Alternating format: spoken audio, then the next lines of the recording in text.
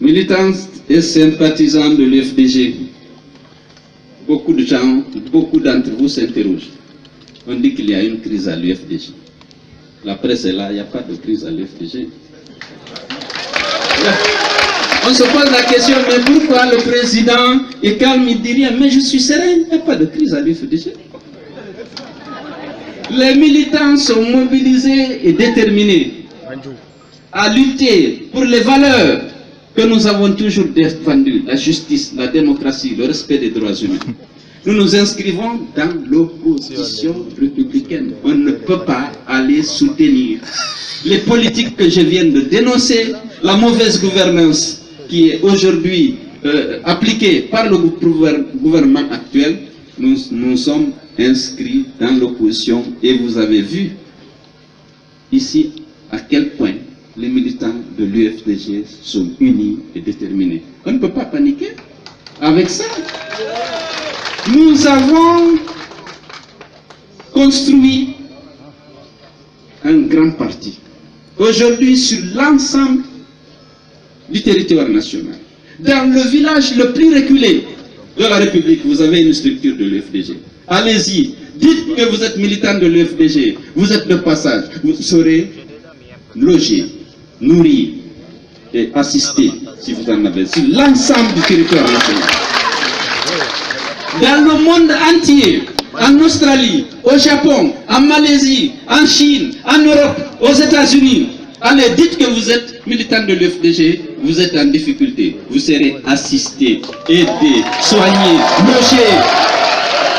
C'est le fruit de notre travail et ces gens sont désintéressés. Ils veulent que leur pays soit un pays de droit.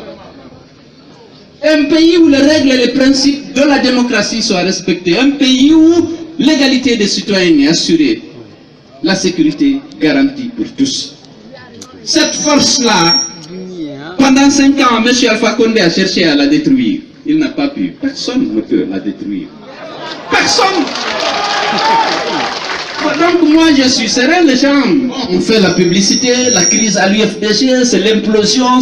L'UFDG n'éclatera pas, vous étiez là. Nous allons travailler pour renforcer l'unité et la cohésion. Si notre vice-président arrive, nous allons le recevoir avec tous les honneurs.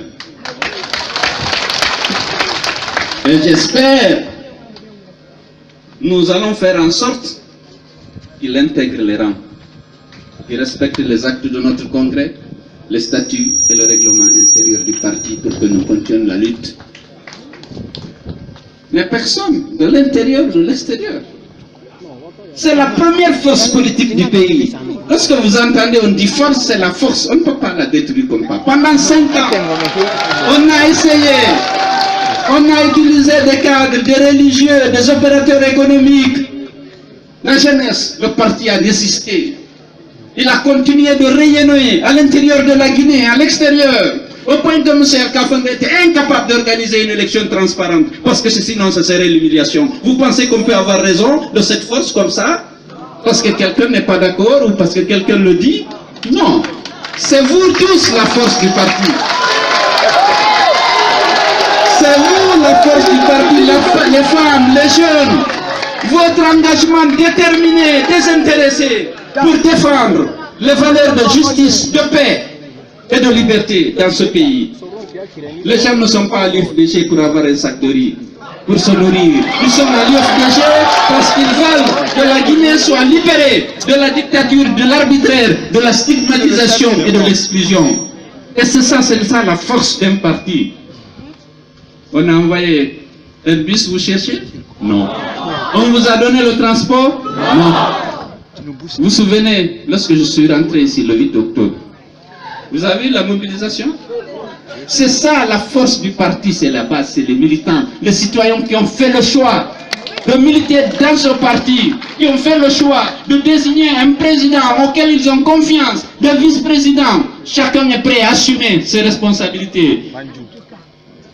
La mission que vous m'avez confiée, elle sera assumée jusqu'au bout.